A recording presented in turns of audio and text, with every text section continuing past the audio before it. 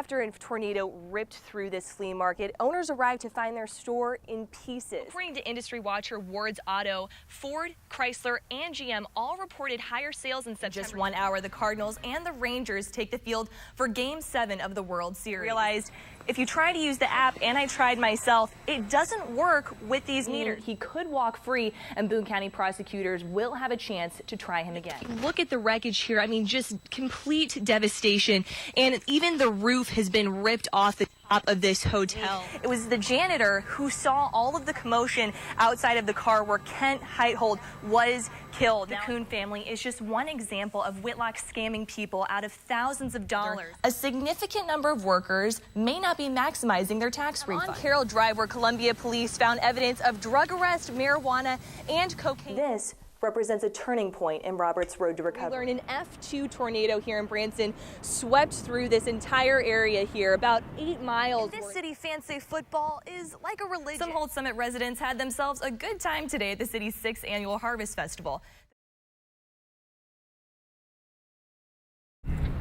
Wedged between businesses on Branson's famous strip, past the Branson Mall, past the devastated hotels, past the torn-up restaurants, between the fallen power lines, you'll find the Nelsons. There used to be a porch right here.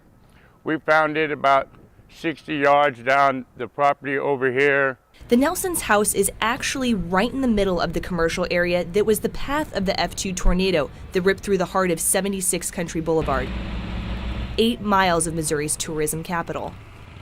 This is a lot of damage. The insurance issues here, the property damage issues here are going to be significant. We've lost use of all 3 of our vehicles. We put a brand new roof on his house last year, and as soon as I saw the devastation on TV this morning, I called him up and asked how our roof was, and he said, "What roof? The roof's gone, the porch is gone." The tornado hitting businesses and shows around 1:30 a.m. spared many lives, with most safe at home, safe in bed. But for Martin and Betty, I heard a boom, I felt glass, I immediately dove off of the bed. I don't know if I dove off or it knocked me off. Bed is where fear began. I'm scared.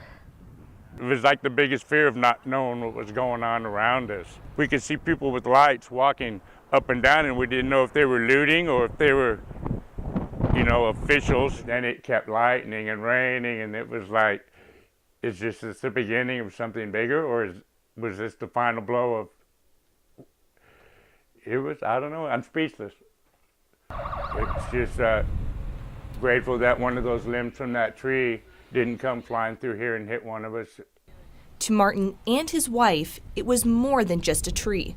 I didn't think anything would ever knock that magnolia tree down. It was memories. We used to like to stop and get their picture taken by the tree on special occasions, So it was kind of like the conversation piece, and now it's destroyed. Got our home. That's all I know. There will be forever pieces of broken glass in here. Broken glass, but no broken spirits. This can all be fixed. It's a lot of work out here, but we'll just do the best we can to get along and pick up the pieces from here. Kylie McGivern, KOMU 8 News, Branson. Some of the folks working here drive in excess of 100 miles one way. Just thankful to have a job at this point.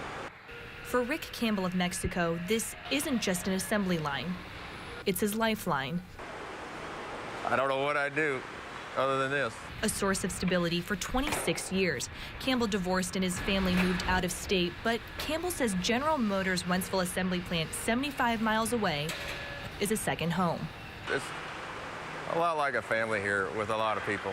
That family faced its own turmoil 2 years ago after GM declared bankruptcy and rounds of layoffs shook the very foundation that brought workers together. We're right in the midst of recession. Our sales volumes went down and we lost a shift of production. Lost a shift and half its workforce, 1,200 people. Wentzville wasn't alone. Chrysler's wheels rolled to a stop the same year at its Fenton plant, leaving thousands jobless. But now, many Missouri plants are on the road to recovery. Presently, we don't have anyone laid off. Everyone's back at work. Volumes continue to increase, and we're hopeful that's going to continue. Following more than 2 years of negotiations and the Missouri Manufacturing Jobs Act signed last summer, Governor Jay Nixon announced Ford's plans to bring more than 1,600 additional automotive jobs to Kansas City over the next 4 years, investing $1.1 billion.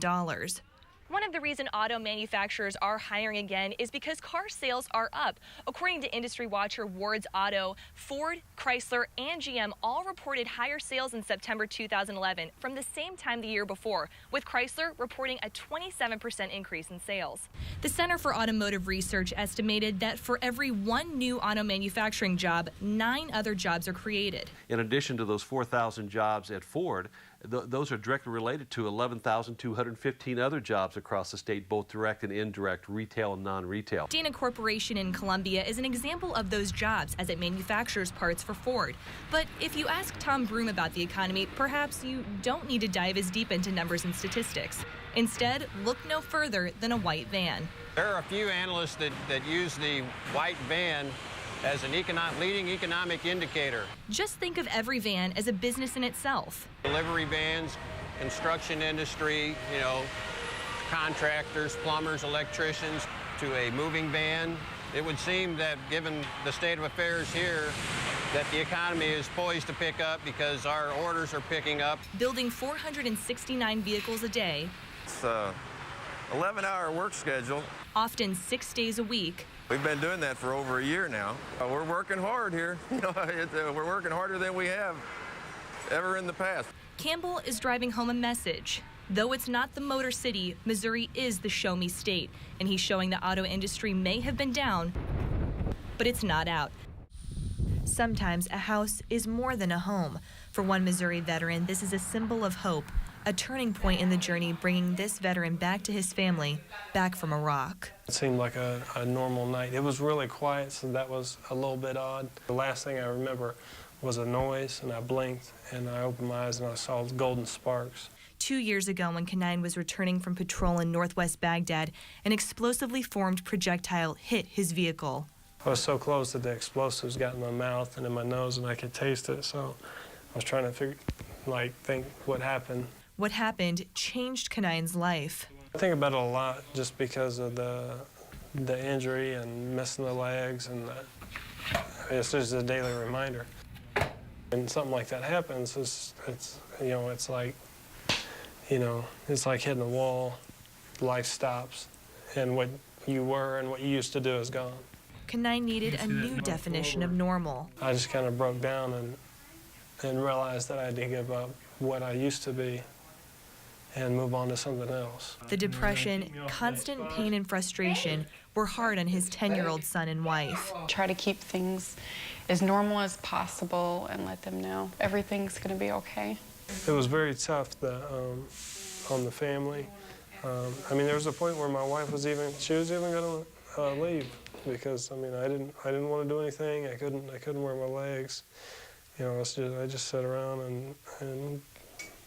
It may not look like much, but to Robert, who spent 17 months recovering in an Army hospital, only to return home and spend another 5 months fighting a losing battle of trying to make ill-fitted prosthetics work, this represents a turning point in Robert's road to recovery. Kanine found hope at a Jefferson City prosthetics lab. So many of them have low expectations because they've been told, well, that's the best you're going to do. Kanine demanded more. And now? The jumping and hopping and balance, and he's just an incredible. After about 30 minutes on the old legs, I was just exhausted to where, 30 minutes on these legs is no problem. That's just who Robert is. He's going to push it as far as he can. And so it challenges us to be better at what we do. I wasted 5 months at a place, and then I came down here, and in 5 weeks, I got good sockets. So there's a difference. Bakun says Kanine made the difference. People like Robert, they make you want to be a better person. What was it that really maybe got you through those tougher times? Definitely getting our house. I knew everything was going to be okay then, and being close to our family. So those two things were really motivating.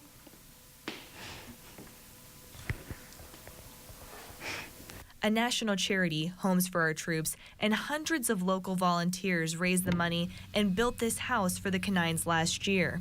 It really allowed me to focus on, have a goal to get home and get on with life. Now, Canine says he can focus on new goals, graduating with a business degree, getting a job, and taking care of his family. Small steps lead to big gains.